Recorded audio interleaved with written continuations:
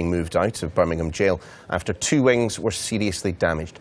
Joining us now is Shaun Attwood, a former prisoner and now a prison reform campaigner. Shaun, thanks very much for being with us. I want to turn to the very specific events at HMP Birmingham in a moment, but I wanted to first kind of tap into your experience.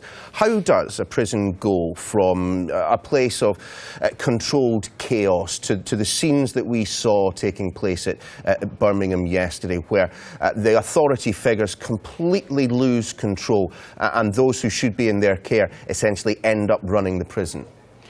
Prisons are highly combustible, dangerous environments. So when you cut costs and you reduce the staff, you have what's called lockdowns. The prisoners don't get the food on time, they don't get the mail, they don't get out for recreation. And these are the sparks that ignite the whole place.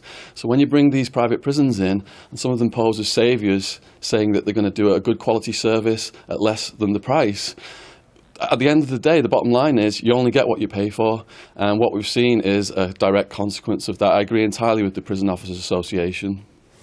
Still, I imagine there would be people watching this, scratching their heads and going, so prisoners didn't get their food on time, so what? They didn't receive as many hot showers as they would regularly, so what? They were confined to their cells for longer than usual, so what? What's different between the kind of the usual authority relationship between someone who's in control and someone who is in their control in the outside world compared to that within prison?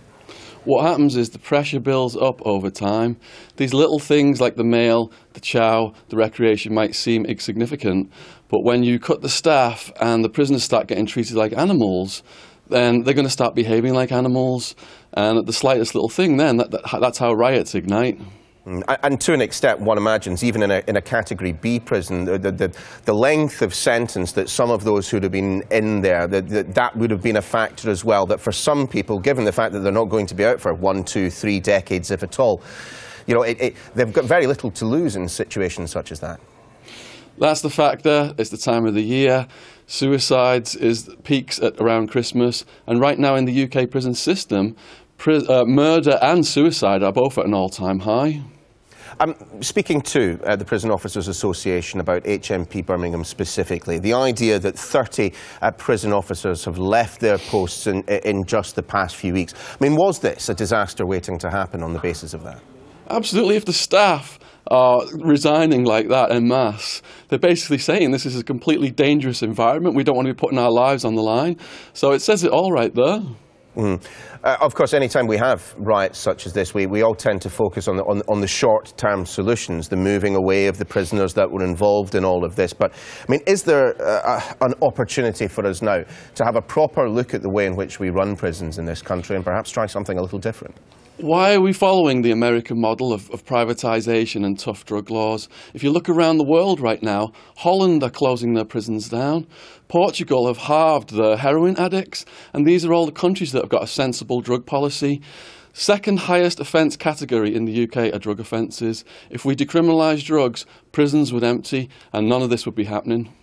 Unfortunately, many people would believe that the political party that proposed that policy might not be in government. I mean, there's a political reality to all of this as well. You have to understand that.